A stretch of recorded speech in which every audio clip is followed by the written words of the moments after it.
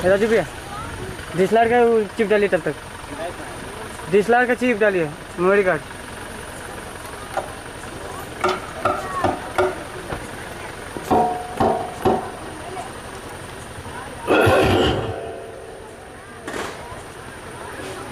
सभी प्रेमी सेवा करो,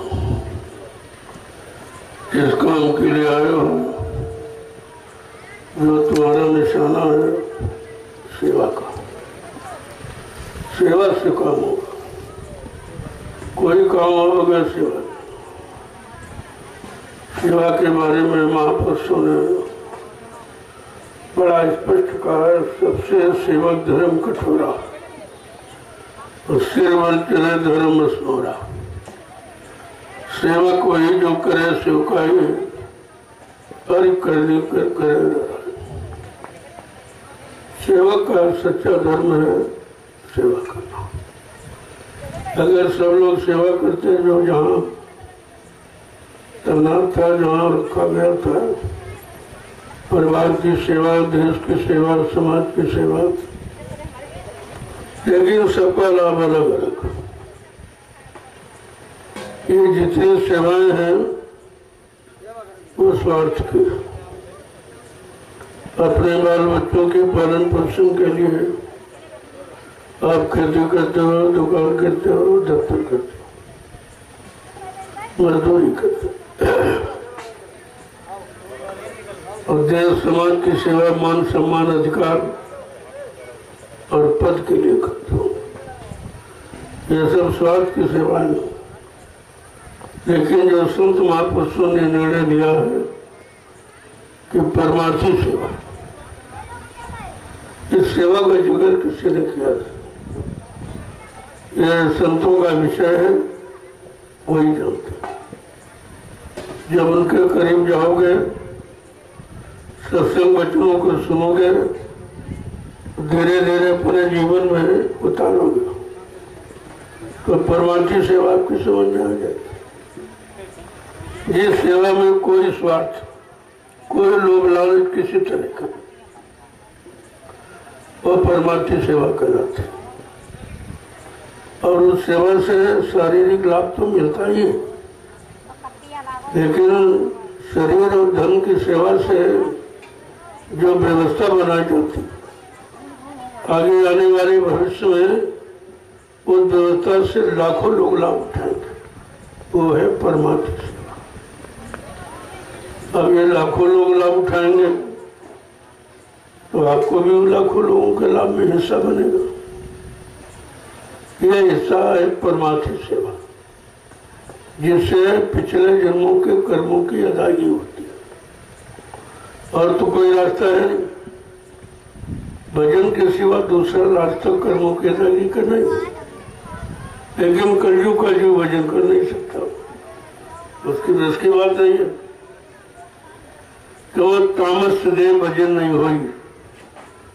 कलयुग में तामसी शरीर, तामसी खान पान है, तामसी यानी विचार है, तामसी क्रियाकलाप है, तामसी कर्म है, लिहाजा भजन नहीं हो सकता।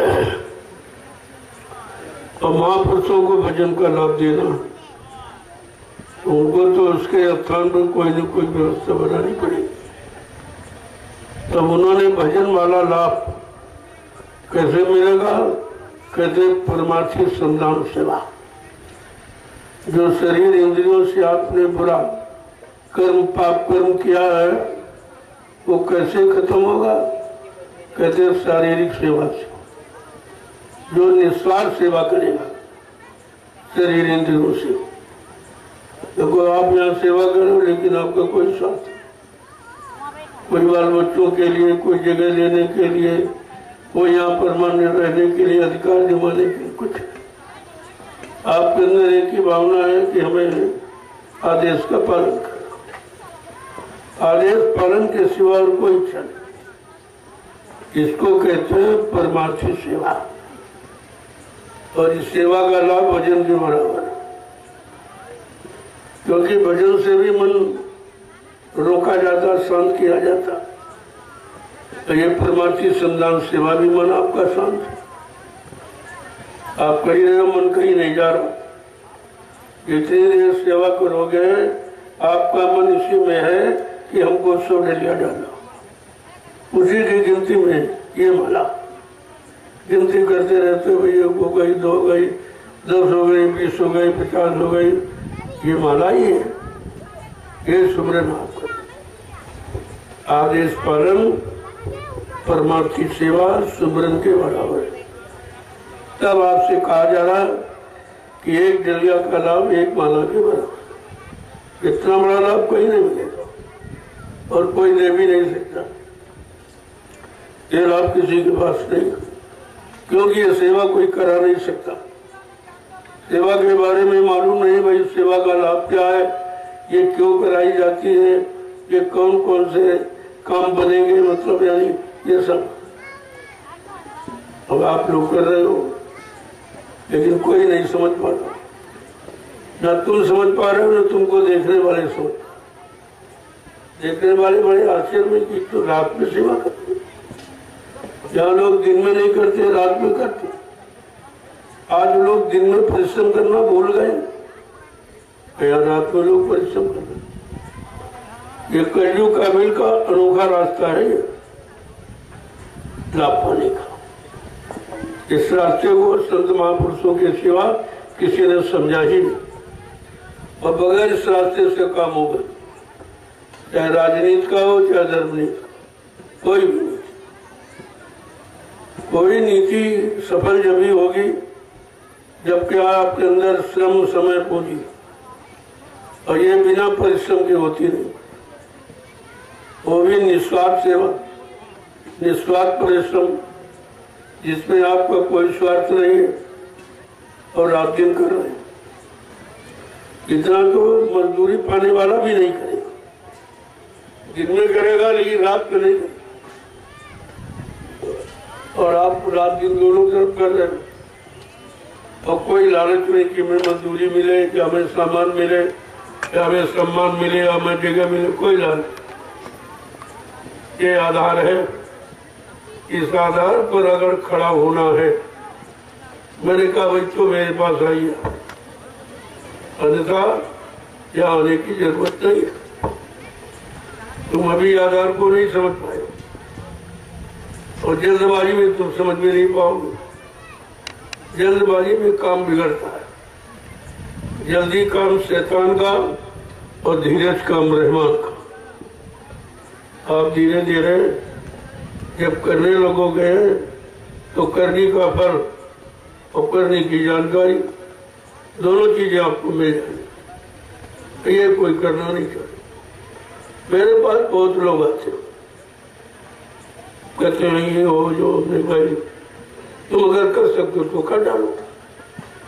मेरा तो समय निश्चित है, उस समय के पहले मैं कुछ नहीं करूं, मैं उस समय का इंतजार कर रहा हूं, और आप भी उस समय का इंतजार करिए। इंतजार किसी की बस का है नहीं, सब जल्दबाजी में बैठे, जल्दी हो जाए जल्दी हो जाए जल्दी। तो भाई जल्दी हो जाए तो करना चाहते तो कर डालो। मेरा काम जल्दबाजी का नहीं, मैं आगे पीछे देख के,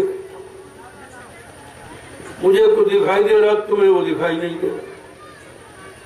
इसलिए हमारे विचारों में और आपके विचारों में अंतर है। मेरा विचार कोई जल्दबाजी का नहीं, मेरा विचार किसी के नुकसान करने का नहीं, क्योंकि सर्वभूत हिते रता, सारे जीवों का कल्याण हो, मैं उस काम में लगा हूं। अगर आप इस तरीके से लगना चाहते हो तो मेरे पास आइए, लेकिन और कोई काम और किसी तरीके से ये परिवर्तन नहीं होगा। ये कलयुग का परिवर्तन। अब तुम्हारे पास सतयुग देवता द्वापर के परिवर्तन के इतिहास है, वो एमआर कार्ड हिंडा वाले तुम वही अपनाना चाहते हो, लेकिन मैं बार बार कहता हूँ कि कलयुग का परिवर्तन बिल्कुल शांतिप्रिय हो। ये मतलब यानी ये भाला बच्ची तीर तमंचा गोला बारूद से नहीं हो, ये होगा वैचारिक क्रांति के द्वारा। मैं रोज बताता हूँ, अब 12-13 साल से लगातार बताते आया हूँ कि कलयुग का परिवर्तन वैचारिक क्रांति से होगा।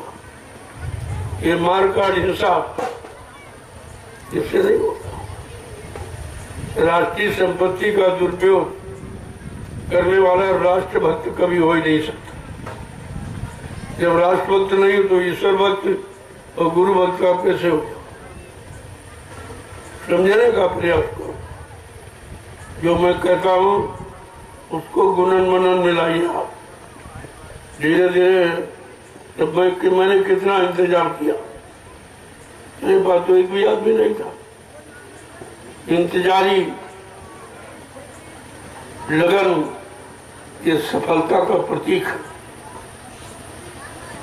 मैंने इंतजारी करते करते धीरे धीरे धीरे धीरे अपने काम में लगा रहा। मैं ये जागरण करता रहा, प्रेमियों को गुरु वचनों की याद कराता रहा। जब धीरे धीरे गुरु वचनों को सुना तब इनके दिल में कुछ इच्छा थी कि चलो बात तो गुरु की हो रही। कोई अपनी बात करता, अपने मान सम्मान की बात करता, अपने कोई दल पार्टी बनाने की बात करता तो कोई नहीं आता। मैंने इस बातों को बिल्कुल हटा दिया। धीरे धीरे परिवार को जगाने में लग गया और आज आपके सामने ये परिवार के जागरण का प्रमाण है कि अब तो करोड़ों लोगों की संख्या और धीरे धीरे ये बढ़ता जा। अभी जीवन रक्षक गुरु पूजा महान पर्व जो जुलाई के महीने में होने जा रहा, आपको देखने को मिलेगा कि 12 साल में जन जागरण कितना हुआ। उस समय आइए आप देखिए। लेकिन ये इंतजारी की बात हुआ है। मैं तो अरे कोई नहीं है, अकेले क्या करेंगे। तो आपको अपने गुरु और भगवान पर विश्वास होना चाहिए कि एक से ही 1000 करोड़ होते, लेकिन एक की संख्या मजबूत होनी चाहिए, स्थिर होनी चाहिए दृढ़ता में। वही एक धीरे धीरे अनेक में बदल जाएगा। और हुआ, एक भी आदमी नहीं था और धीरे धीरे आज करोड़ों हो गए। तो क्या है? ये है सच्चाई। उस सच्चाई को लोगों के कान तक पहुंचाया गया तो सच्चाई ने लोगों को जगा दिया। मैंने नहीं जगाया, गुरु की वचनों की सच्चाई ने लोगों को जगा दिया और जगा करके लोग खड़े हो गए। अब इनको मैं जहाँ ले जाऊँ वहां चले जाऊँ। प्रमाण है, इस जंगल में कोई नहीं आता। इतना बियाबान जंगल था, शेर चीते रहते थे, लोग दिन में आने में घबराते थे। आप देख लीजिए रात में काम कर, ये रात में सेवा कर रहे बाल बच्चों सहित। ये सब किया गया है, ये भाषणबाजी से नहीं किया। करोगे, करने का फल मजबूत होता है, स्थिर होता है, उसमें किसी तरह का बनावट पर नहीं होता। अगर बनावट होता तो लोग नहीं आते। या मैं अपने लिए कुछ करता तो लोग नहीं आते। ये जितनी जमीनें आप देख रहे हो, 1 इंच जमीन मेरे नाम नहीं है। सबसे बड़ी बात है, ये सब प्रेमियों की गाड़ी कमाई जो स्वेच्छा से श्रद्धा से इन्होंने दिया, मैंने उसको इन्हीं के काम में लगा दिया। इतना जरूर, लेकिन मेरा नहीं, इनका। अब जब इनका है तो बगैर इनकी सलाह के तो मैं कुछ करूंगा नहीं, और मेरा कुछ अकेले करने का अधिकार भी नहीं रहा। अब जिनका है उनसे जब तक उनका काम नहीं होगा तब तक ये दूसरे काम के लिए सलाह नहीं दें। जब इनका हो जाएगा, इनको विश्वास हो जाएगा, तो दूसरे काम में भी सलाह देने लगे। इसलिए भाई मैंने कहा जमीन मेरी नहीं है, ना मुझे जमीन पर किसी को कोई करने का अधिकार दे सकता। ये है जन जागरण, ये है सत्संगी परिवार। इस परिवार की ये मेहनत है और बगैर इस परिवार की सलाह के मैं कुछ नहीं करूँगा। वो आपको सोच लेना चाहिए। मेरा कोई अधिकार किसी को यहाँ कुछ करने देने का नहीं है और उस पर भी मैंने एक समिति का गठन कर दिया, जय गुरुदेव आध्यात्मिक वैचारिक प्रचार समिति। अभी जमीन ये समिति के नाम से बेहतरी हुई है, तो मैं इस जमीन पर किसी को कोई काम करने का आदेश नहीं दे सकता। वो समिति और समिति क्या चाहती है, जब तक वो समझेगी नहीं, जानेगी नहीं, तो कैसे किसी को आदेश दे। और समिति नहीं प्रेमियों की है।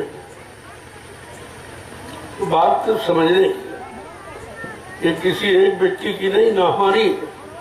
मेरे नाम तो मैंने बता दिया, 1 इंच भी जमीन नहीं, तो मैं किसी को कैसे कर सकता हूँ। भाई आप भी करिए, अभी विवाद खड़ा हो जाए, प्रेमी कहेंगे अरे भैया आपने कैसे आदेश दे दिया। मैंने तो जय गुरुदेव धर्म संस्था से संबंधित काम के लिए जमीन की सेवा दी। इसके अलावा जमीन पर दूसरा कोई काम या दूसरे मिशन का काम नहीं। बड़ा साफ साफ है। अगर इससे अनुसार आप काम करना चाहते हो तो आ जाइए, दरबार खुला। लेकिन और किसी व्यवस्था से तो मैं सारी व्यवस्थाओं को देख चुका हूँ और जिसमें अलग अलग करके कुछ चलाया अभी तक सबसे नहीं हुआ और न सफल होगा, क्योंकि वो सफलता का रास्ता नहीं है। जो रास्ते आप अपना रहे हो वो सफलता, या उस रास्ते में दया नहीं, रहम नहीं है, प्रेम नहीं है। जहाँ दया रहम प्रेम नहीं हुआ कुछ नहीं। ये मार्का हिंसा, किसी के आदेश का खंडन, किसी की व्यवस्था के अनुसार न करना, ये शिक्षा नहीं है। तो हमारा काम शुरू हो जाएगा तो अपने आप सब देख के आ जाए। सच्ची जगह पर कौन आना नहीं चाहता, सच्चे काम में कौन सहयोग नहीं करना चाहता, इस पर तो आपको विचार करना चाहिए। तो मैं जो काम कर रहा हूँ धीरे धीरे सब जान, मैंने किसी से कुछ नहीं कहा, मैं अपने काम में लगा। तमाम तरह लोग अपने अपने मत के अनुसार चर्चा करते हैं। लोग कहते ये कह रहे हैं, देखो उनके विचार है, उनकी सोच है, वो अपना कर रहे। मेरी सोच नहीं, मेरे विचार नहीं, लेकिन मैं उनको खराब भी नहीं कर सकता। जो उनके विचार है ऐसे, जब उनका खान पान खराब है तो निश्चित विचार खराब होंगे, जब विचार खराब होंगे तो उनके कर्म खराब होंगे, जब कर्म खराब होंगे तो उनका फल खराब होगा, अच्छा नहीं होगा। इसलिए मैं अपने काम में लगा और मेरा समय निश्चित निर्धारित है। उस समय तक कुछ जो आता उसको बताता हूँ, यही में लग, इसी में लग जाओ, धीरे धीरे कूड़ा कचरा साफ हो जाएगा। अब तुम्हारे पास कोई योजना भाई हो तो तुम कर लो। मेरे पास मेरी योजना समय के अनुसार है, मैं उसी समय का इंतजार करता हूँ। अगर आप इंतजार करना जानते हो तो आ जाइए। इंतजारी समय का इतिहास है, ये क्यों बोलते हो? तो इंतजारी नहीं तो बिना इंतजारी के तो कोई इतिहास बना ही नहीं। और आप इंतजारी करना नहीं चाहते। अब तुम्हारे अनुसार जो काम होना तुम्हारे अनुसार थोड़ी होगा, तुम्हारी सोच के अनुसार नहीं होगा। वो तो उस घड़ी का, उस समय मुहूर्त का इंतजार तो आपको करना ही पड़ेगा, और नहीं करोगे तो मार खाओगे। और लोगों ने किया और मारे गए। मैं बराबर रोकता रहा, कहते रहे आप क्या जानो, अरे भाई आप ज्यादा जानते हो तो करके दिखा दो। मैं कब कहता हूँ मैं जानता हूँ? मैं तो कुछ जानता ही नहीं। मुझे तो कोई प्रेरणा दे रहा, कोई आदेश कर रहा, हुक्म कर रहा, मैं उसी आदेश हुक्म का पालन करता हूँ। मैं अपनी तरफ से कुछ भी नहीं करता। जो आदेश हुक्म हो रहा है मैं उसका पालन करता हूँ और आप सबको पालन करने की प्रार्थना करता हूँ। या भी करिए। तो परिवर्तन बड़ा कठिन है। बड़ी इंतजारी के बाद वो घड़ी देखने को मिलती है और तुम जल्दबाजी से जब आपसे कह दिया जाएगा कि कलयुग का परिवर्तन मानव बुद्धि से परे, न मानव सोच सकता है, न मानव कर सकता है, न मानव विश्वास ही कर सकता। ऐसा परिवर्तन, ऐसे चमत्कार को दुनिया नमस्कार करेगी। भारत ही नहीं सारा विश्व नमस्कार करेगा। वो कितनी महान भूमिका होगी, वो समय का कितना महान व्यक्ति होगा, इस पर आपको भी विचार करना चाहिए। जल्दबाजी मेरे पास सभी लोग, जिन लोगों ने आवाज लगाई है बीच में, ये हो जाएगा, ये हो जाएगा, वो आ जाएंगे, वो आ जाएंगे, ये सब झूठ है। जब आपको वो सख्त मिला नहीं है, तुम्हारी उसकी कोई रूबरू बात नहीं हुई है, तो तुम कैसे कह रहे हो? तुमने देखा नहीं है? जो नेता सुभाष उनके बहुत बात करते हैं, मैंने उनसे कहा तुमने देखा? अरे उनके प्रवचन, उनकी स्पीच आपने सुनी है, तो फिर तुम कैसे जान गए? देखे बिन न होए प्रतीति, बिन प्रती तो हो ही नहीं प्रीति। बिना देखे तो किसी पर विश्वास होता ही नहीं, वो देखने के बाद होता, और आपने देखा नहीं, केवल अनुमान लगा रहे हो। तुम्हारा अनुमान उस महापुरुष के विचारों के अनुसार सिद्ध नहीं होगा, ये लिख लीजिए आप। इसलिए उस महापुरुष महाशक्ति का इंतजार करो, इंतजार करना सीखो। अगर सफलता पाना है तो बिना इंतजारी के किसी ने कुछ नहीं कर पाया। प्रमाण तुम्हारे यहाँ इतिहास में है। तुमने जिनको भगवान कहा तो सब कुछ कर सकते थे। मर्यादा पुरुषोत्तम भगवान राम, लेकिन फिर उन्होंने इंतजारी क्यों की? और 14 वर्ष इंतजारी, राजपाट, धन दौलत, सुख को छोड़कर जंगल में इंतजारी। ये इंतजारी का विषय है और वो त्रेता का इंतजारी का विषय। और तुम्हारा प्रश्न कलयुग का है। हर युग की इंतजारी अलग है और हर युग की परिवर्तन करने वाली शक्ति अलग है। उन शक्तियों का काम अलग है, उनकी भूमिका व्यवस्था अलग है, तभी तो परिवर्तन हो पाएगा। तुम अपनी बुद्धि के अनुसार सोच के कहते हो वो नहीं होगा, वो नहीं होगा। महापुरुषों का खेल बिल्कुल निराला, एकदम सबसे अलग था। बाबा जी ने कहा कलयुग का परिवर्तन, ऐसा परिवर्तन होगा लोग सतयुग त्रेता द्वापर के परिवर्तन को भूल जाएंगे। ऐसा कहा था। इसी भारत भूमि पर मैं ऐसा यानी चमत्कार करके दिखाऊंगा जिसको हिंदुस्तानी नहीं सारा विश्व नमस्कार करेगा। लेकिन तुम भजन करके मेरा इंतजार करो। अब इंतजार का भी रास्ता बता दिया, भजन करके। भजन तुम्हारे बस का है नहीं, तुम भजन करना जानते नहीं हो। भजन नहीं करोगे मन शांत नहीं होगा, बुद्धि में विवेक ज्ञान नहीं आएगा, तुम्हारे अंदर चरित्रता, निर्मलता और विनम्रता, शीलता ये कुछ प्रवेश नहीं करेगा। ये सब लाकर ही कुछ किया जा सकता। बड़ा अनोखा ये परिवर्तन है, ये किसी की समझ में नहीं आता, कोई नहीं जानता। महापुरुषों के सिवा कोई नहीं जानता, इसलिए उन्होंने कहा मेरा काम न कोई कर सकता, न हमको अपने काम से कोई रोक सकता। फिर आप कैसे योजनाएं बना रहे हो? कह दिया गया कि मेरा काम कोई कर ही नहीं सकता, तो तुम कैसे कर लोगे? और हमको उस काम से कोई रोक नहीं सकता, फिर तुम्हारे करने का मतलब क्या होगा? इसलिए बात को समझो और समझ के चलोगे तो धीरे धीरे धीरे धीरे उसका लाभ तुमको भी मिल जाएगा और धीरे धीरे चलने में हर कदम की जानकारी हो जाएगी। तो साथ में लोग तुम्हारे जुड़ते हैं उनकी भी जानकारी हो जाएगी, कौन खरा है कौन खोटा है, कौन स्वार्थी है कौन परमार्थी है, ये सब जानकारी आपको हो जाएगी। इसीलिए इंतजारी की जाती है।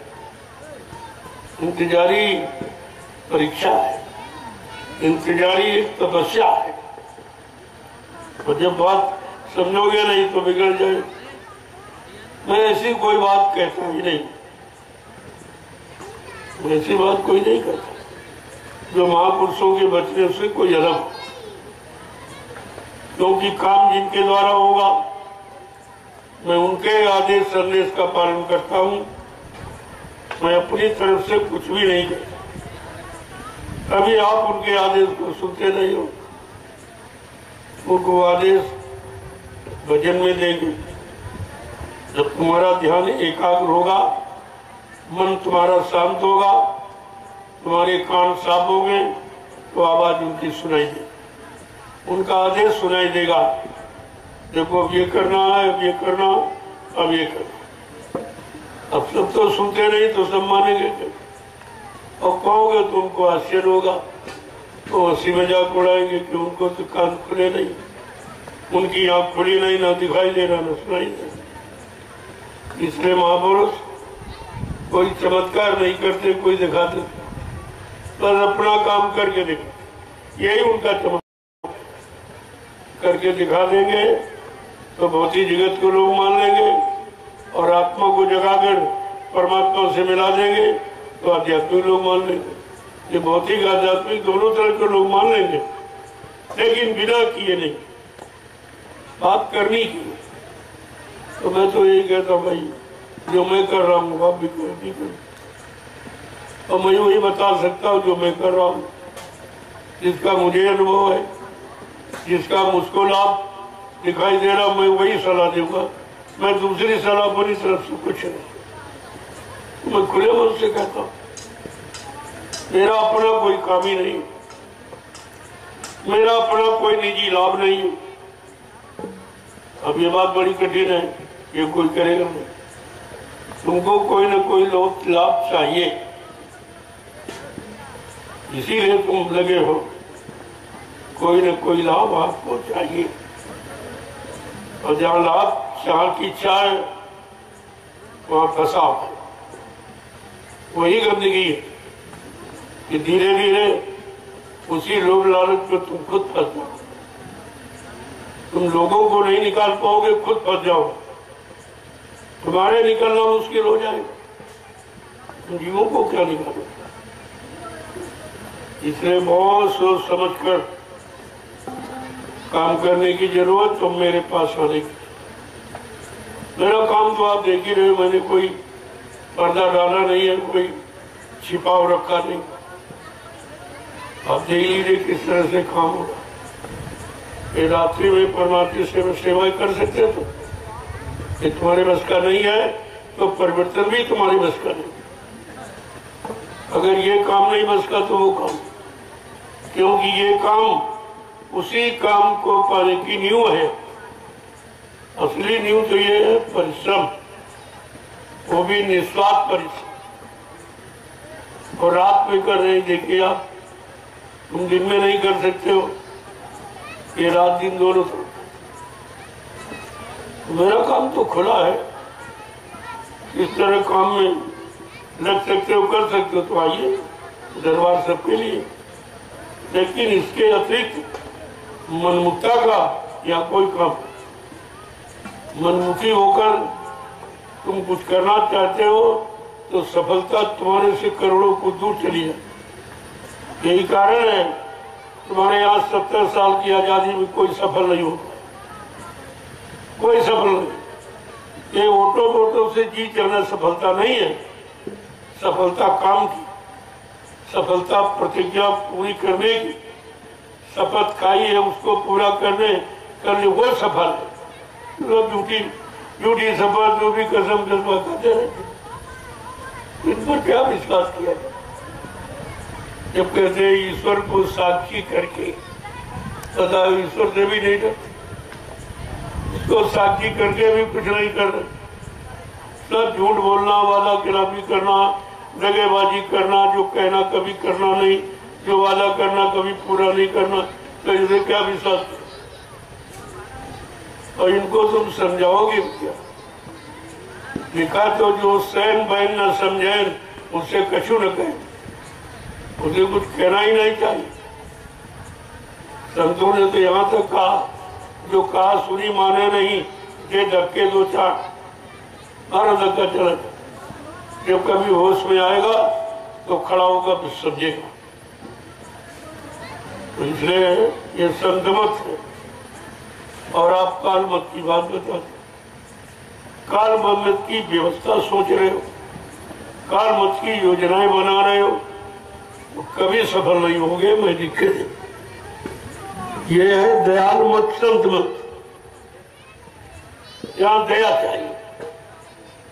जब तक तुम्हारे अंदर दया नहीं होगी, एक दूसरे के प्रति प्रेम, सेवा, श्रद्धा का भाव, एक दूसरे की मदद करना, एक दूसरे को सही रास्ते पर चलाना, यह है दया का भाव। अगर ये भाव नहीं होगा तो तुम कुछ भी नहीं कर सकते। तुम कितना जोर लगा लो, इतनी योजनाएं बना डालो, तुम्हारे से कुछ होने वाला नहीं है। ये परिवर्तन की बेला है। बहुत सोच समझ कर रहने की जरूरत है।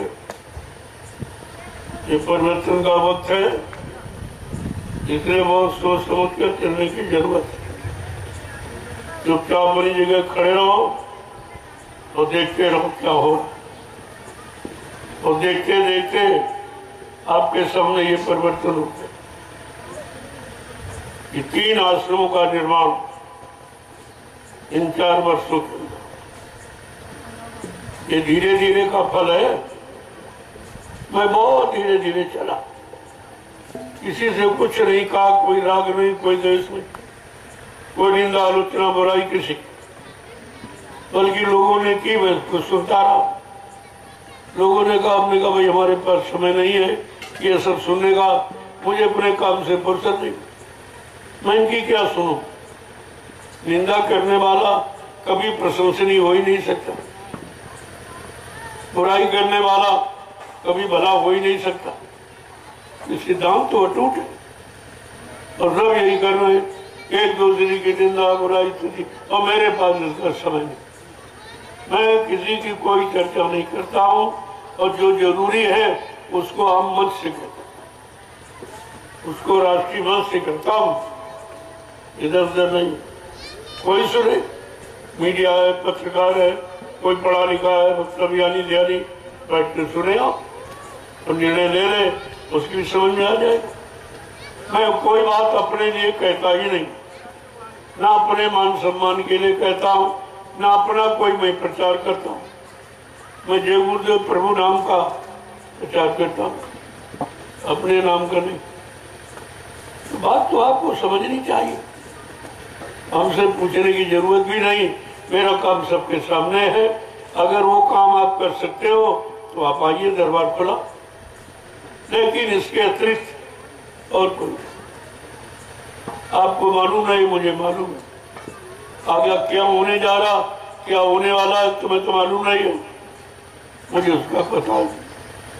मुझे महापुरुषों ने आगाह किया है, इशारा करके बता दिया है, मैं उसी रास्ते पर चलता और कहा धीरे धीरे अपने काम में लगे रहो। तुम्हें कुछ नहीं करना है। तुम्हारा गुरु परिवार 45 करोड़ का है, इतना जनमत किसी के पास नहीं हिंदुस्तान, न कोई राजनीति नेता पार्टी के पास, न किसी धार्मिक संस्था के पास। तुम्हें कहीं हाथ फैलाने की जाने की जरूरत नहीं है और किसी के झंडे को पकड़कर और जिंदाबाद मुर्दाबाद कहने की जरूरत नहीं। अपने परिवार को जगा लो, तुम्हारा काम हो जाए। किसी के सामने कोई चंदा नोट वोट मांगने की जरूरत नहीं है। तुम्हारे पास इतना बड़ा जनमत है, अपने पूरे परिवार को जगा लो, सफलता तुम्हारे पीछे घूमेगी। लेकिन बात सुनते नहीं लोग। मैंने यही कहा भाई मैं जो कर रहा हूँ आप भी करो, परिवार को जगा कुछ हो। ये गुरु परिवार है, इसको जगाने की जरूरत, इसको गुरु के वचनों से जगाओ।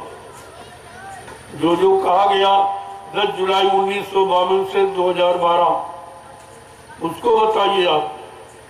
उसको जब बताओगे सुनाओगे तो उनके दिल दिमाग में हलचल हो कि हकीकत तो ये, अगर गुरु भक्त हो तो गुरु के वचनों को सुनो, हमारा काम हो जाएगा। और बिना गुरु भक्ति के यहाँ किसी कुछ नहीं कर पाया। राम ने जो भी किया गुरु भक्ति के द्वारा, आज उनका इतिहास में नाम है। आज लोग उनकी पूजा कर रहे हैं, सम्मान कर रहे हैं। लेकिन गुरु के वचनों का पालन न किया होता और गुरु के आदेश का पालन न किया होता तो राम को कोई नहीं जानता। पूजा की बात छोड़ दो, कोई जानता नहीं।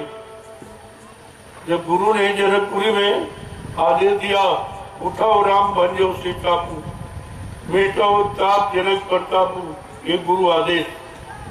उस आदेश को राम ने सिरोधार किया और आदेश का पालन किया और जो काम कोई नहीं कर पाया वो करके दिखा दिया। वहां किसी को विश्वास नहीं था। अरे गले छोटे छोटे बालक ये क्या ये धन तोड़े, इनके पास शक्ति को, उन्हें क्या मालूम इस शक्ति का कोई आकार होता है, कोई रूप होता है, कोई रंग होता। देखिए ये है गुरु भक्ति का फल। गुरु आदेश का पालन करना ही ये सफलता का प्रतीक है। अगर कृष्ण भगवान ने संदीपन गुरु के आदेश का पालन न किया होता तो आज उनको कोई नहीं। ये गुरुओं की महिमा है भारत देश। गुरु माने होता मार्गदर्शक, अच्छे सच्चे रास्ते को बताने वाला। गुरु कोई आदमी इंसान का नाम नहीं है। गु माने अंधकार, रू माने प्रकाश। जो अंधकार से प्रकाश की तरफ, अधर्म से धर्म की तरफ, झूठ से सत्य की तरफ, दानवता से मानवता की तरफ ला करके खड़ा कर दे, ऐसी शक्ति को मृत लोक मंडल में गुरु कहते, वो गुरु होता। तो तुमने दाढ़ी वाल को गुरु मान लिया, ये धोखा हो गया, ये धोखा है। गुरु ज्ञान है, गुरु इंसान नहीं है। जब भूल जाओगे तो फिर भ्रम में चले जाओ। तो भ्रम को दूर करने वाला गुरु ही होता, शंका का समाधान करने वाला गुरु ही। तो इसलिए आपने जो अपने गुरु में शंका की तो इधर उधर बिखर गए, हट गए। और गुरु से हटने के बाद अब परेशान हो। अब अनुभव कर रहे हो कि गुरु से हटने का फल क्या है। अगर किसी को आपने अपना हाथ पकड़ाया तो वो उसकी जिम्मेदारी होती। वो क्या करेगा, कैसे करेगा, कौन सा दांव, कौन सी विधि तरीका तुम्हारे हित में लगाएगा, वो तो उसका काम। आपका काम खत्म, आपका काम खत्म। केवल विश्वास करना ही है आपको, और विश्वास का फल देना ये गुरु का काम है। अब विश्वास है आपको नहीं, तभी तो आप तरह तरह की मनगढ़ंत योजनाएं बनाते रहे, और उन योजनाओं से कुछ बना नहीं। परिवर्तन तुम्हारे मनगढ़ंत विचारों से, योजनाओं से नहीं होगा। परिवर्तन महापुरुषों के द्वारा। उस समय का महापुरुष कौन है जो परिवर्तन करके दिखाते। कहा ये काम जिसको लोग बहुत बड़ा काम समझते हैं और इतना समय निकल गया नहीं कर पाए, कहा बच्चा तुम विश्वास करो, मैं चुटकी बजाते ये काम कर, अगर शक्ति नहीं तो चुटकी बजाते कोई काम हो जाएगा। विचार आपको करना चाहिए। मैं कोई इधर उधर की बातें नहीं करता क्योंकि उनसे काम नहीं होना। हम अपना समय, तुम्हारा समय क्यों खराब करें? मैं वही काम की बात करता हूं जिससे आपको लाभ मिले। इधर उधर की फालतू बातें नहीं करता। अब धीरे धीरे आप आए हो तो सेवा करो, बैठो मत। जितनी देर बैठोगे उतनी देर में 10 जलिया डालोगे, 10 माला हो जाएगी तुम्हारी, तो बैठने का क्या लाभ? यहाँ आए हो तो कुछ लाभ हो। अगर बैठे रहोगे ऐसे तो बैठने से काम नहीं, बात सुनने से भी काम नहीं। काम तो करने से हुआ, वो भी समय के आदेश का पालन करना, ये करना। वो पिछले युक्तियां और पिछले विधि तरीके नहीं काम करेंगे। वर्तमान समय, वर्तमान का परिवर्तन वर्तमान महापुरुषों के द्वारा जो चले गए, उनका नाम लेने से परिवर्तन नहीं होगा। उन्होंने जो काम किया उसका इतिहास पढ़ने से काम नहीं होगा। काम तो जो समय से मौजूद है वो बताएगा योजना, समय को देखकर, समय की स्थिति परिस्थिति को देखकर, तब आपका काम होगा, ऐसे नहीं होगा। समझो आप पहले। इसलिए मेरा तो एक ही लक्ष्य है, जन जागरूक। इस समय दूसरा कोई दिमाग। अब जागरण कैसे होगा उसके लिए सोचता रहता हूँ। मालिक से उसी की फरियाद करता हूँ कि आपकी दया हो जाए और जागरण जल्दी हो जाए, अच्छा रहेगा। वो कहते नहीं समय से, उस समय का इंतजार करो, सबने किया तुमने, तो आदेश तो सर्वोपरि है। तो मैं तुम्हें अपने अनुसार कुछ कहता नहीं, जो मुझे आदेश होता मैं वही करता। हमको अपनी बात कहने की जरूरत ही था, क्योंकि हमें कुछ चाहिए नहीं आपसे। ये चाहिए कि सबका उद्धार हो, सबका कल्याण। क्योंकि मानव जीवन केवल देश समाज की सेवा के लिए नहीं मिला, अपनी जीवात्मा की सेवा। वो तो काम ये कोई जानते ही नहीं। कोई परिवार की सेवा, कोई समाज की सेवा, कोई देश। तो इससे क्या जीवात्मा का कल्याण हो जाएगा। और ये शरीर है जीवात्मा का, अगर जीवात्मा निकल जाए तो अभी मुर्दा हो जाओ। 1 सेकेंड में मुर्दा हो जाओगे, इस शरीर से आप कुछ कर ही नहीं सकते। इतना बड़ा वो ईश्वरी पावर है, ईश्वरी ऊर्जा जो आपको मिली है जीवात्मा, वैसे तुम उसके बारे में सोचते नहीं हो। और बगैर जब उसके शरीर नहीं काम कर सकता, तुम कैसे काम करो? आपको सोचना चाहिए। भौतिक और आध्यात्मिक दोनों तरीकों को समझो कि भौतिक में संयम और त्याग, मतलब यानी ये बना रहे तो शरीर आपका निरोग रहेगा। ज्यादा दिन आप शारीरिक सेवा और भजन दोनों कर सकते, लेकिन बगैर भजन के उद्धार कल्याण नहीं होता। आप अगर अच्छे काम करो तो राजा महाराजा बन जाओगे, धनी मानी बन जाओगे, लेकिन जीवात्मा का कल्याण नहीं होगा जिसके लिए मानव शरीर मिला। ये बात महात्माओं के सिवा कोई नहीं जानता, और तुम इस बात को समझते नहीं हो। तुम लगते ये हो जाए, वो हो जाए, अरे ये वो हो जाए तो तुम्हें क्या मिलेगा? तुम्हारा तो लक्ष्य है जीवात्मा जगह परमात्मा चले। अगर इस लक्ष्य की पूर्ति नहीं हो रही तो मानव जीवन आपका व्यर्थ में चला गया, फिर दोबारा मिलेगा नहीं। समझो पहले कौन, तब कोई बात। इंतजारी ये सबसे बड़ी चीज है। इंतजारी तुमको पका देगी और लोगों को भी पका देगी। एक एक कमी निकल जाएगी। इंतजारी करते करते लोगों ने परिवर्तन करके दिखाया। और आज भी इंतजारी हमें आपको भी करनी है। अगर परिवर्तन की बात तुम्हारे दिमाग में है तो कि परिवर्तन होना चाहिए, बदलाव होना चाहिए, तो आपको इंतजारी करनी पड़ेगी। उस इंतजारी में तुम्हें क्या करना है, उस भूमिका व्यवस्था के बारे में सोचना। तब तो ठीक है, हो सकता ऐसे कुछ तुम कितना जोर लगा लो, मैं लिख के दे दूंगा। इतना जोर लगा लो कुछ होने वाला। बाबा जी ने पहले ही कहा, जोर लगा ले अहले जमाने, तू कब तक जोर लगाएगा।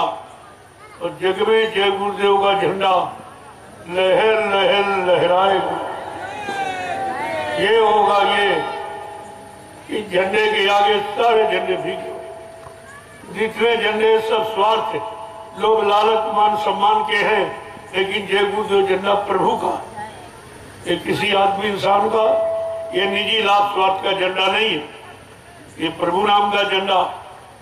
अब प्रभु नाम के झंडे से काम होगा और किसी व्यक्ति के नाम, किसी आर्टी पार्टी, कोई जनता दल के नाम से नहीं। सीधी सादी बात है और आपको करना चाहिए। मैं तो यही चाहता हूँ, सब लोग मिलजुल कर वो काम करो जिससे विकास हो। पहले तो बुद्धि का विकास, तभी तो कुछ कर पाओगे। तो बुद्धि का विकास होगा खान पान से। तो अच्छा खान पान करोगे तो मतलब अच्छे विचार होंगे, अच्छे विचार होंगे तो अच्छे कर्म करोगे। जब अच्छे कर्म करोगे तो अच्छा फल मिलेगा। तुम्हारे फल को रोक ही कौन सकता है? लेकिन कम से कम अच्छे बनने का तो संकल्प करो। तुम अच्छा बताने सुनाने के चक्कर में रहते हो और अपने आप को अच्छा नहीं बनाते, तो भी कैसे काम? लोग अच्छे बन जाए, तुम खराबी बने रहे, तो तुम्हारा अच्छा बनाने का मतलब क्या हो? खुद करो औरों को तारो, खुद बदलो औरों को बदलो, खुद सच्चे रास्ते पर चलो और लोगों को चलना सिखाओ। हमारा ये मानव धर्म है, इसको धर्म कहते हैं। धर्म कोई पूजा पूजा पाठ नहीं होता है, यही तो लोगों ने भ्रमित किया और तुम समझ नहीं पाए। भाई धर्म धारित, धर्म तो धारण का विषय। धर्म माने व्यवस्था, व्यवस्था का नाम धर्म है। आज व्यवस्था ही बिगड़ी है, इंसानों की, परिवारों की, समाज की, देश की, खान पान की, बच्चे ब्याज विचारों की, अच्छे कर्म करने की व्यवस्था तो बिगड़ी। और क्या बिगड़ा? ये कहते इंसान बिगड़ा, मैंने कहा नहीं, व्यवस्था बिगड़ी। इंसान नहीं बिगड़ा, व्यवस्था। कर्मचारी अधिकारी नहीं बिगड़े, व्यवस्था बिगड़ी।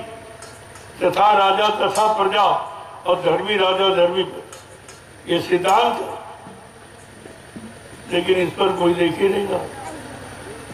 न राजा को देख रहे हो, न राजा प्रजा को देख, न प्रजा राजा को देख। तो अज्ञानता में कोई काम बनता नहीं, बिगड़ जाता। और निरंतर आपको यही संदेश दिया जाओ, कोई काम करो तो देख कर करो, विचार करके करो। पहले उसका अनुभव कर लो, अपनी करनी में उतारो, तो दूसरों की करनी आप सुधार दो, उसको भी लाभ दे सकते। लेकिन जब तक खुद नहीं करोगे तो तुमको करने का अनुभव नहीं है। ये पढ़ने का, सुनने का, ये ज्ञान काम नहीं करेगा। काम करेगा जो तुम करोगे। बात तो समझने की योग होकर करना कोई चाहता नहीं और पाना सब चाहते। कैसे हो जाए? करना तो पड़ेगा, ये कर्म भूमि है, आपको कर्म करना ही पड़ेगा।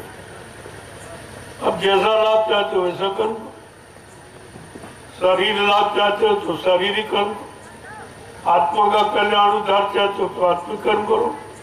दोनों कर्म करने का अधिकार तुमको मिला हुआ, और चाहे दोनों कर लो और चाहे कोई दबाव नहीं डाला, जानकारी दी जाती। इस कर्म का फल ये है और इस कर्म का फल, अब जैसे कहा पूजा पाठ तीर्थ दान हवन जप यज्ञ गंगा स्नान ये सारी इंद्रियों का कर्म है, तो शरीर इंद्रियों को लाभ मिल जाएगा।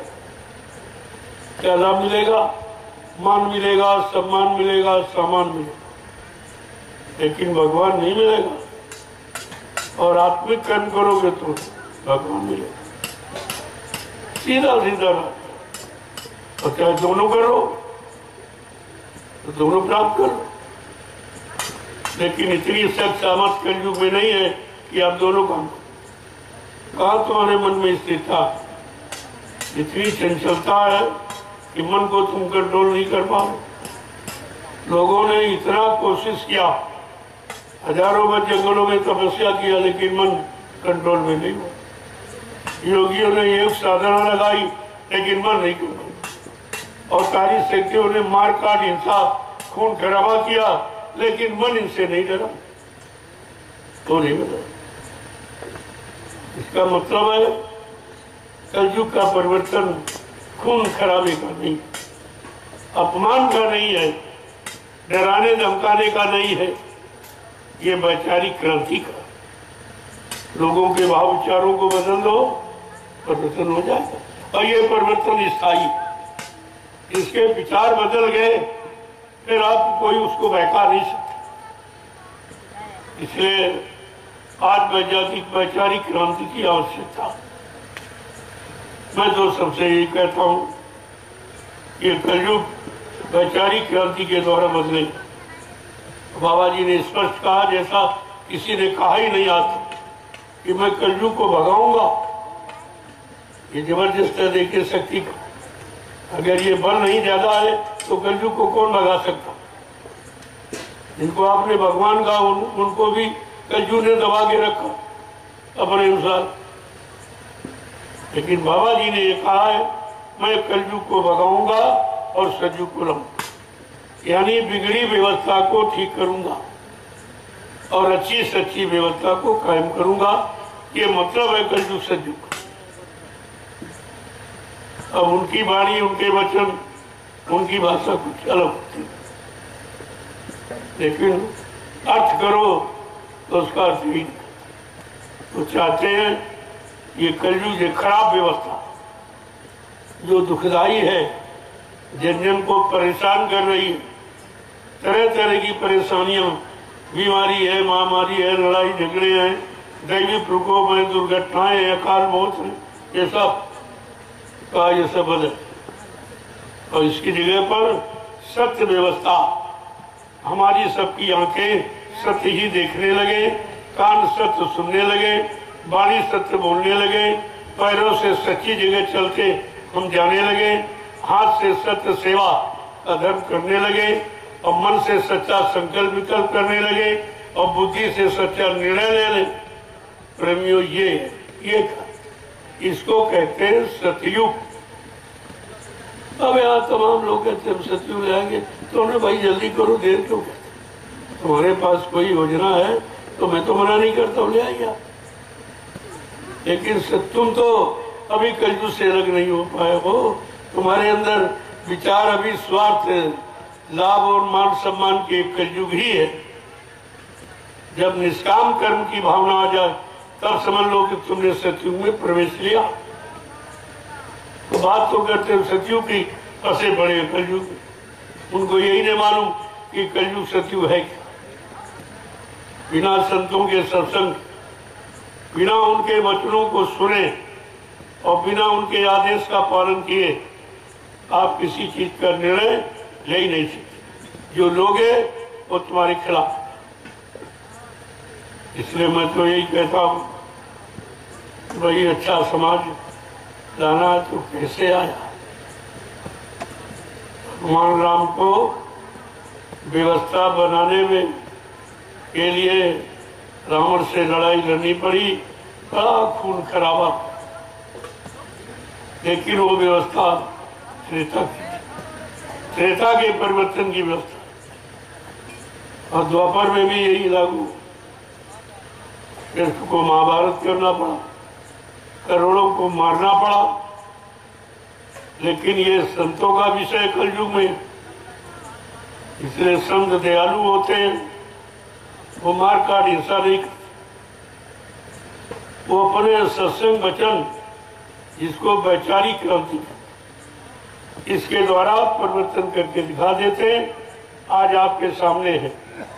संतों के वचनों का प्रसारण करके मेरे पास एक भी आदमी नहीं था, और इन 12 वर्षों में करोड़ों आदमी इकट्ठे।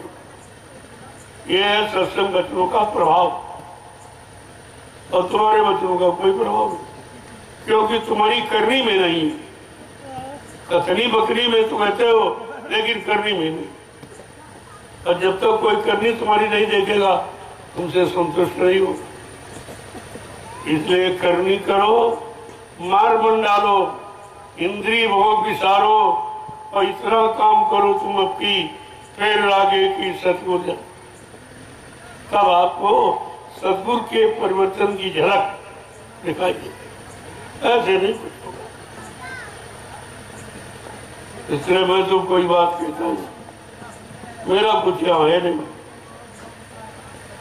मैं जैसा बैठा हूँ बस इतना ही। ना मेरे पास कोई बैंक बैलेंस है, ना मेरा कोई खाता है, न तिजोरी बक्सा है, न मेरा कोई मकान। झोपड़ी में रहता हूँ, झोपड़ी मेरी पहचान। पता नहीं मालिक की कब क्या मौज हो जाए, इधर चला जाऊं। तो किसी को सौंप रखा है जीवन, तो अपना उसमें कुछ नहीं है। जहाँ जैसा आदेश हो जाएगा, जैसी प्रेरणा हो जाएगी, उसी तरफ काम शुरू हो जाएगा। मैं तो अपने लिए कुछ कहता नहीं हूँ कि मैं कुछ करूंगा, मेरे द्वारा होगा। वो परिवर्तन महापुरुष के द्वारा होगा। वो किसी मनुष्य पोल पर बैठकर अपनी शक्ति का इजहार कर सकते, उनकी दया की बात है। बाकी बगैर उनके परिवर्तन एक कदम भी आप चल नहीं सकते। और चलोगे तो सफल नहीं होगे, असफल हो जाओगे, निर्बल हो जाओगे, उत्साह भंग हो जाएगा, लिहाजा हट जाओ। तो ऐसा कोई काम क्यों करते, क्या जरूरत है? जब पता चल गया कि महापुरुष मौजूद है, तो तुमको अपनी तरफ से कुछ कहने की जरूरत ही नहीं। वो स्वयं सक्षम है, स्वयं करके दिखा देगा। आता तुम्हें कुछ नहीं करना, तुम केवल मेरा इंतजार करो। फिर कहा भजन करके करो, यानी एकाग्र होकर। आप जो है एकाग्र चित्त से ध्यान करो। भाई शक्ति आ गई तो हमें करने की क्या जरूरत, वो खुद ही बड़ा काम करेगी। और तुम उसी के साथ जुड़े रहो तो इतिहास में तुम्हारा नाम हो जाएगा। इतना लाभ आपको फिर भी। जब तुमको पता चल गया शक्ति मौजूद है, शक्ति आ गई, तुम इधर उधर की बातें क्यों, इधर उधर की योजनाएं क्यों बनाते? अगर तुम्हारी योजना से काम हो तो शक्ति क्या करेगी? शक्ति का क्या महत्व होगा? ये सब बातें सोच के था। अगर शक्ति आ गई मानते हो तो चुपचाप उस शक्ति का इंतजार करो। उसका समय निश्चित निर्धारित है, तुम्हारे अनुसार वो बीच में नहीं आ जाएगी। जो परिवर्तन करने आया है वो परिवर्तन खुद करेगा, किसी के सहारे नहीं बैठा। वो सक्षम है। लोगों ने देशी प्रदेशी परिवर्तन कर पाया, जिनको भगवान आपने माना, लेकिन वो महापुरुष कहता विश्व परिवर्तन करके दिखा दूंगा। अगर ये करके न दिखाओ तो इस बाबा को बाबा मत कहना। कितनी बड़ी बात है ये कितनी बड़ी सच्चाई महापुरुष की, और तुम उसमें भी दुनिया का बखेड़ा खड़ा करती हो। ये करेंगे, वो करेंगे, वो करेंगे। अरे तुम अगर सच्चे हो तो कर डालोगे, फिर उनकी क्या महिमा? तुम्हें इंतजार के लिए कहा, तुम जब तक इंतजार करो, मैं समय से आऊंगा, अपना सब काम करके दिखाऊंगा, अपने सारे वादे पूरे करके दिखाऊंगा, लेकिन तुम मेरा इंतजार करो। अब आपको सब्र है नहीं, जल्दबाजी करने लगते। और नुकसान कर बैठते हो। मैं बराबर मना करता हूँ, मैं लोगों की जल्दबाजी मत करो। जल्दी का काम शैतान का और धीरज काम रहमान का। ये काम मत करो। जब तुम जल्दी से देख लो क्या, अरे तुम्हारी जल्दी करने से परिवर्तन जल्दी थोड़ी हो जाएगा, या वो तारीख परिवर्तन की बदल थोड़ी जाएगी। जब कह दिया गया कि बच्चा परिवर्तन की दिन तारीख घड़ी सब निश्चित है, उस समय का आपको इंतजार करना। अब तुम इंतजार ही करके थक गए हो, तो क्या परिवर्तन तुम्हारे थकने के अनुसार पहले हो जाएगा? ऐसा कुछ नहीं। एक एक वचन को ध्यान में रखिए। मेरे पास सभी लोग आते, मैं सम्मान करता हूँ, लेकिन ये कहता हूँ कि कोई नई योजना मत बनाओ। जब आपको परिवर्तनकारी शक्ति का पता चल गया, वो शक्ति मौजूद है, वो अपना काम करेगी, तो फिर तुमको ये सब करने की क्या जरूरत? इसका मतलब आप भी शक्ति पर विश्वास नहीं करते, अपनी योजनाएं बनाते घूम रहे। क्या तुम्हारी योजनाओं से काम हो जाएगा? इस शक्ति का मतलब क्या हुआ? उस शक्ति की भक्ति, उनके विचारों के अनुसार इंतजारी करना और अपने जीवन को चलाना, ये भक्ति करना, उसे भक्ति करना। बात तो समझने की है। जब तक समझोगे नहीं, तब तक कुछ नहीं होगा। इसलिए इंतजारी करना सीखो। बिना इंतजारी के कुछ नहीं होगा। जल्दबाजी करोगे तो कुदरत की मार खा जाओगे, फिर आपको कुछ नहीं मिलेगा, तुम्हारा भी उत्साह भंग हो जाएगा। ऐसा कोई काम मत करो। ये हमारी प्रार्थना, जी हमारी मर्जी। आप ज्यादा सक्षम हो, ज्यादा जानकार हो, ज्यादा शक्तिमान हो तो करके दिखा दीजिए। मैं तो ये नहीं करूँगा, मैं ये काम नहीं करूँगा। मैं महापुरुष के बिना एक कदम भी आगे नहीं चलूँगा। ये मोटी बात आप सुनो। तो मेरा पक्का विश्वास है, मैं जान गया हूँ, वो शक्ति जब तक काम नहीं कर लेगी, मानव शरीर को छोड़ के जाएगी नहीं, तो फिर आपको करना ही क्या? फिर इंतजारी के सिवा दूसरा कोई काम नहीं रहेगा। जय गुरुदेव, जय गुरुदेव, जय गुरुदेव, जय गुरुदेव। नाम किसका? जय गुरुदेव। नाम किसका? प्रभु का प्यारा नाम। देखो, कोई काम, चाहे संसार का और शरीर का हो, परवाह, खेती, दुकान, दफ्तर, व्यापार, हम सभी लोग अपने मजहब धर्म के मुताबिक अपने परी देवी देवता इष्ट परमात्मा खुदागाड भगवान गुरु का नाम लेके ही करते। ये हमारी परंपरा, हमारी प्राचीनतम पद्धति है। लेकिन आज जो तुम उच्चारण कर रहे हो उसमें भगवान का नाम है। जितना नेता मंच पर आता, भाषण देने भगवान को बोल जाता, किसी को भगवान का नाम लेते आपने नहीं सुना। आपको समझ लेना चाहिए कि भगवान से इसको प्रेम नहीं है तो इंसान से प्रेम क्या करेगा? जब भगवान को भूल गया तुम्हें क्या याद करेगा? सबकी बात कह रहा हूं। जितने मिशन चल रहे हैं, चाहे धार्मिक, राजनीतिक हो, भगवान का नाम कोई लेता ही, और यही असफलता का कारण। कोई नहीं लेगा। इधर उधर का उच्चारण करते हो, इनमें भगवान का नाम ही नहीं, और तुम्हारा सामाजिक पारिवारिक जीवन भी भगवान के नाम से अलग।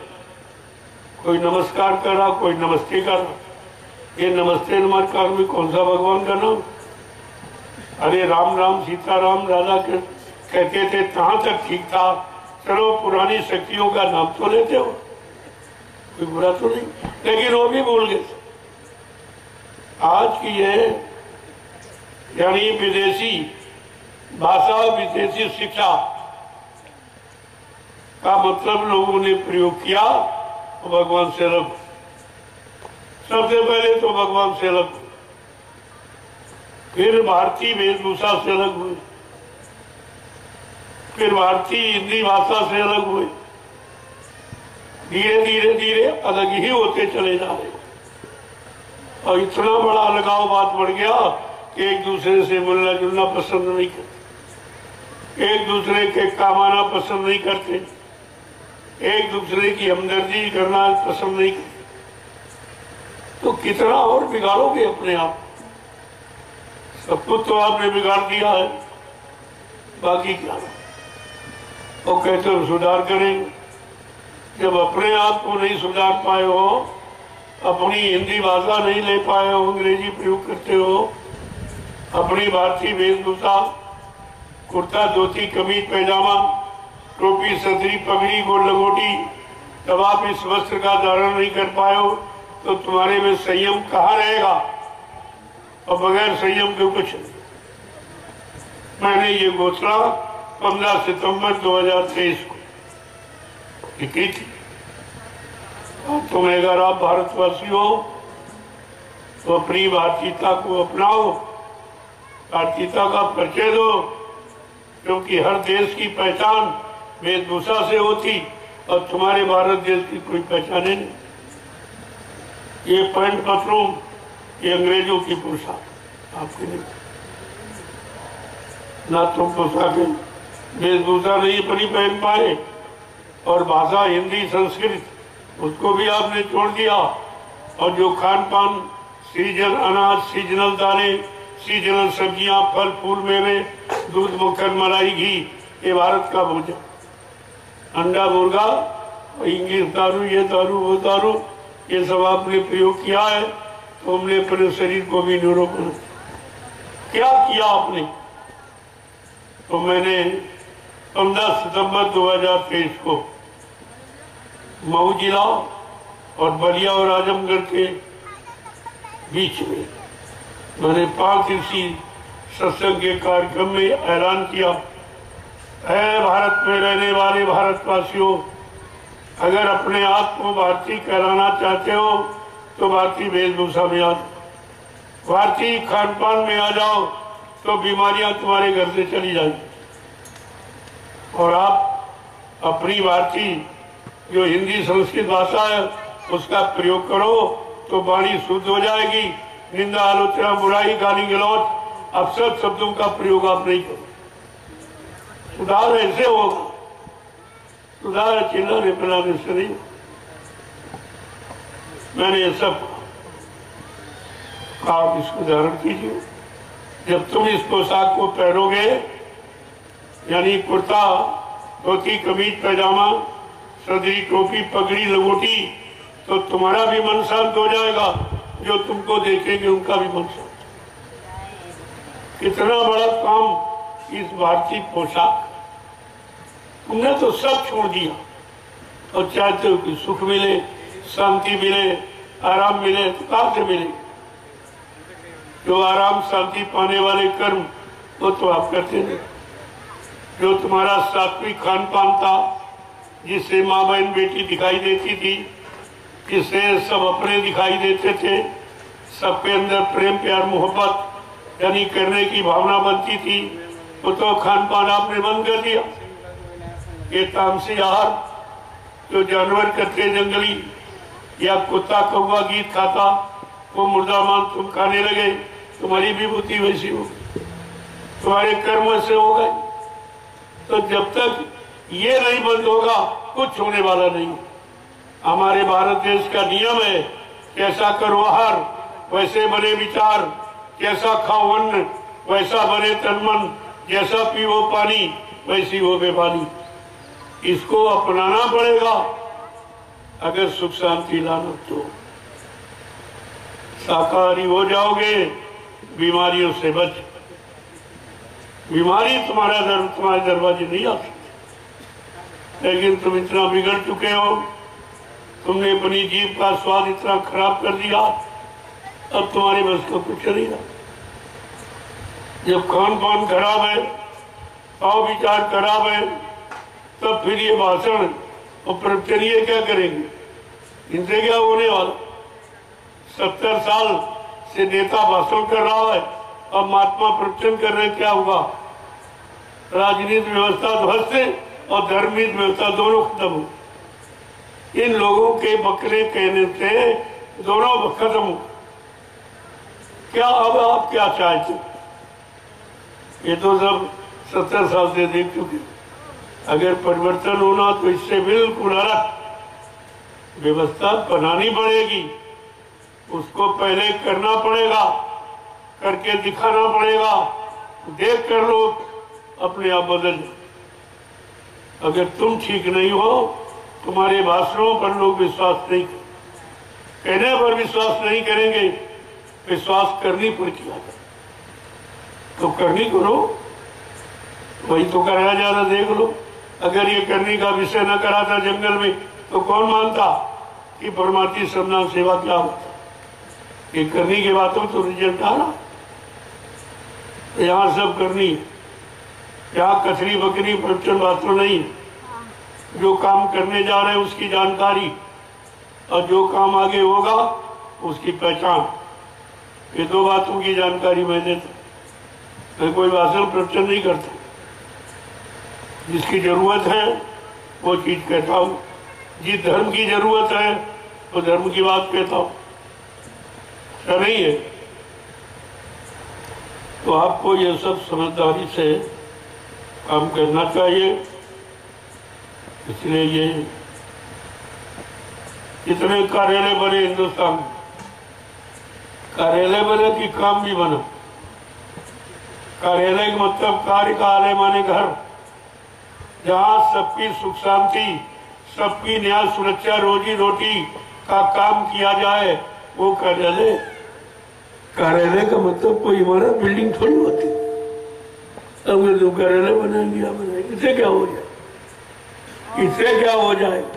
अरे व्यवस्था बनने की बात करो, कार्यालय मकान बनाने की बात मत करो। काम बनाने की बात कि भारत की जनता का काम कैसे बनेगा, इसको सुख शांति कैसे मिलेगी, इसको न्याय सुरक्षा रोजी रोटी कैसे मिलेगी, महंगाई गरीबी कैसे दूर होगी। अरे बात तो इसकी करो। क्या घर बना दोगे तो क्या काम हो जाए? हिंदुस्तान में सड़क बने के सब कार्यालय बने, इस पार्टी का कार्यालय, उस पार्टी का कार्यालय, और वही तुम सोच रहे हो हम भी कार्यालय। तो तुम्हारे उनके तो एक ही विचार हो, फिर तुम बदलाव कैसे करोगे? जब तुम्हारी कार्य प्रणाली में अंतर नहीं है, जो वो कर रहे हैं वही तुम कर रहे हो या करने के लिए तैयार हो, तो फिर तुम कुछ करके दिखा नहीं सकते। फिर करना तुम्हारे बस का नहीं, दिखाने की बात तुम्हारे अंदर भी है। अब तो क्या मतलब? मैं सारे हिंदुस्तान में काम कर रहा हूँ, कहीं नहीं कुछ कह रहा हूँ, केवल काम की बात करता हूँ। ये करो, ये करो, ये करो, ऐसा करोगे तो ये काम हो जाएगा, नहीं करोगे तो नहीं होगा। बिल्कुल साफ बात। हमें आपको भी उन्हीं विचारों के अनुसार अपने आप को चलाना चाहिए। जब तक आप चलोगे नहीं, दूसरों को चलना नहीं सिखा दो। जब तक आप मंजिल पहुंचोगे नहीं, दूसरों को मंजिल का विश्वास नहीं करा सकते, कोई नहीं करेगा। जय गुरुदेव, जय गुरुदेव। देखो रही बात ही जमीन की, ये जमीन मेरी नहीं है, न मेरे नाम 1 इंच जमीन है। ये जमीन है इन्हीं सत्संगी प्रेमियों की, और इनकी एक समिति बनी हुई, जय गुरुदेव आध्यात्मिक वैचारिक प्रचार समिति, जिसके द्वारा ये जमीन खरीदी जा रही। तो जमीन तो समिति की हो। अब समिति में 50 लोग हैं, क्योंकि इसकी राष्ट्रीय स्तर की मान्यता है। हर प्रांत से एक व्यक्ति मांगा सरकार, 7 प्रांतों के लोग और हर जिले से 5-5, 7-7 इतने लोगों के संगठन की समिति है। अब वो संगठन चाहेगा तो कुछ होगा। जमीन पर कोई परीक्षा से कुछ नहीं कर सकता। ये उनके संगठन से बना, वो संगठन के मालिक हैं। मैं तो केवल सुपरविजन करता हूँ। देख, आज यहाँ हूँ, कल और चला जाऊँ, तो किसी जगह कहीं हो कि तुम करने निकल गया, 2 महीने बाद आया, तो व्यवस्था ये अपनी देखते यही चला। समय समय पर रहता हूँ तो देखभाल करता हूँ, कोई कभी भी इसे देखता हूँ तो उसका सुधार बता देता हूँ। बाकी सब काम इनका है, सारी जिम्मेदारी मेरी कोई जिम्मेदारी नहीं है। मेरी जिम्मेदारी है केवल व्यवस्था बनाने की, और बना दी। अब आप इसका प्रयोग करो, इस पर अच्छे से अच्छे काम करो। ये विश्व की एकमात्र धरती है, विश्व में ऐसी धरती कहीं नहीं। क्या 88,000 ऋषियों ने मिलकर तपस्या की, ऐसी कोई जगह नहीं है। वो समझ कर इस भूमि को लिया गया। ये जमीन नहीं खरीदी, तपोभूमि खरीदी। इस भूमि पर 88,000 ऋषियों ने तपस्या की। वो भूमि कितनी महान, कितनी पावन पवित्र है, जो भूमि ने हम सबको बुला दिया। और किस तरीके से लोगों का परमार्थ बन रहा, ये तपोभूमि पर कर रहे, इसलिए अपने अपने खेतों में काम कर तो परमार्थ थोड़ी बन जाएगी। ये 88,000 ऋषियों की तपोभूमि है। इस पर आप निस्वार्थ श्रम परिश्रम कर रहे हो, आगे आने वाले पीढ़ी की। ये आपका काम है। पहले बात को समझो। इस जंगल में कोई नहीं आता, सब डरते थे, यहाँ से चीते रहते। आज इस भूमि का चुनाव क्यों किया गया? ये महापुरुष का इशारा। इसी भूमि से सखियों के अंकुरण निकलेंगे, तो जल्दी से भूमि को खरीद लिया जाए। तो ये बात सभी को न मालूम है, न सबको विश्वास है। जिसको विश्वास अपना काम कर रहा, और धीरे धीरे काम को देखकर सबको विश्वास हो जाए। आखिरकार तुम जाओगे कहाँ? जब विश्व में कहीं ऐसी भूमि नहीं है, तो सबको एक न एक दिन आना ही पड़ेगा। कहाँ जाओ? तो आप जो कर रहे हो, कितने भाग्यशाली हो। ये ऐसी सेवा करने का अधिकार किसी को कहीं नहीं मिला। जय गुरुदेव। अब आपकी सेवा पूरी हो गई। धीरे धीरे आप आइए, अपनी सेवा का प्रसाद दे। ये प्रसाद तुम्हारी थकावट को दूर करे, तुम्हारे मन को शांति प्रदान करे। प्रसाद हिंदुस्तान में कोई बना नहीं सकता। मैं चैलेंज के साथ कहता हूँ कि हिंदुस्तान में प्रसाद बनाना किसी को मालूम नहीं। क्यों? प्रसाद वो बनाएगा जिसने अपने सद्गुरुदाता दयालु खुश कर दिया, उनके आदेश हुक्म का पालन करके, उनके वचनों पर निरंतर चल के उनको प्रसन्न कर लिया, तो अपने सद्गुरु की दुआ और दया किसी वस्तु में प्रवेश करके वो जीवों को लाभ दे सकता। ऐसे प्रसाद, इसीलिए लोग कहते हैं प्रसाद खरीद के दिया। अरे प्रसाद खरीदा नहीं जाता, बनाया जाता। ये भी एक नया काम, नया फार्मूला है आपके लिए। हिंदुस्तान में कोई प्रसाद, और मैंने पूरे हिंदुस्तान में बांटा। इतने 1000 कुंटल प्रसाद किया, इसलिए कि आगे आने वाला समय खराब, उस खराब समय से आपको बचा लिया जाए।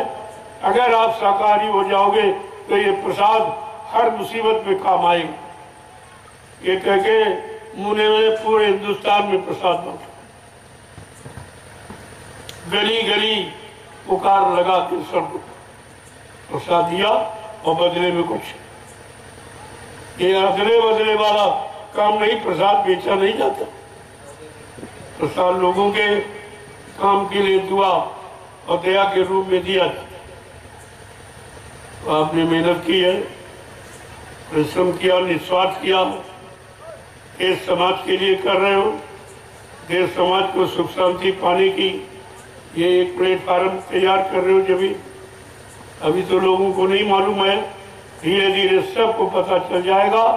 और ये यानी मतलब ऋषि मुनियों की तपोभूमि एक दिन सबको बुला लेगी। मैं नहीं, वो बुलाए।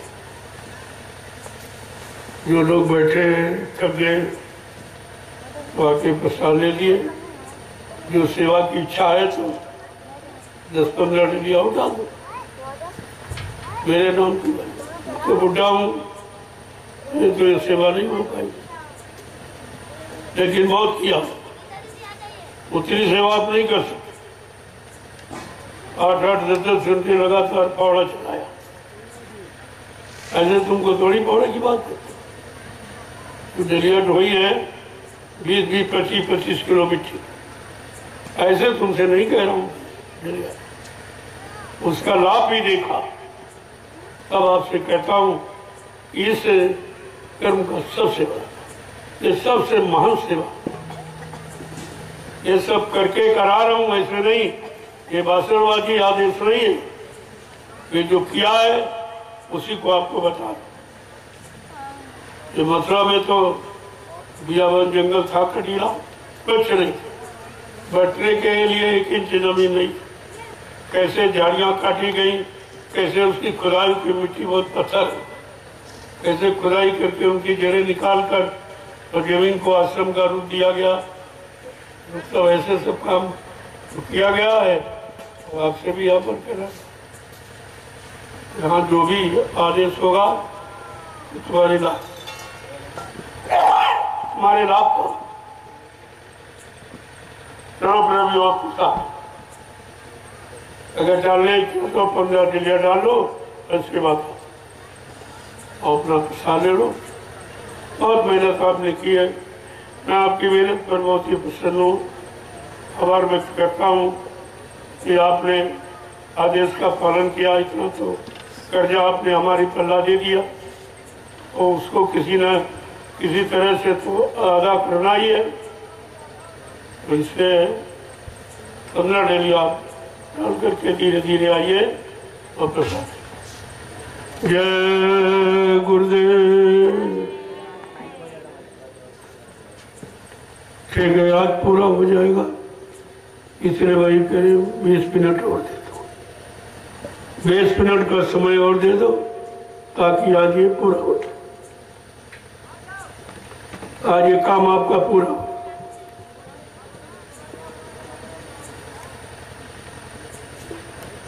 जो बैठे हैं वो सबसे प्रसाद है। जोर से बोलो, सब मिल बोलो,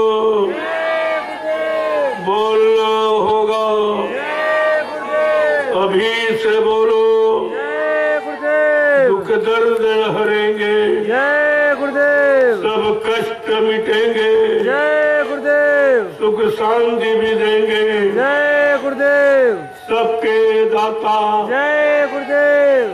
सबके मालिक, जय गुरुदेव। प्रेम से बोलो, जय गुरुदेव। ये नाम नहीं इंसान का, यह नाम है प्रभु का, ये काम नहीं इंसान का, यह काम है प्रभु का। ये इंसानों में बस की बात है कि रात में सेवा करें।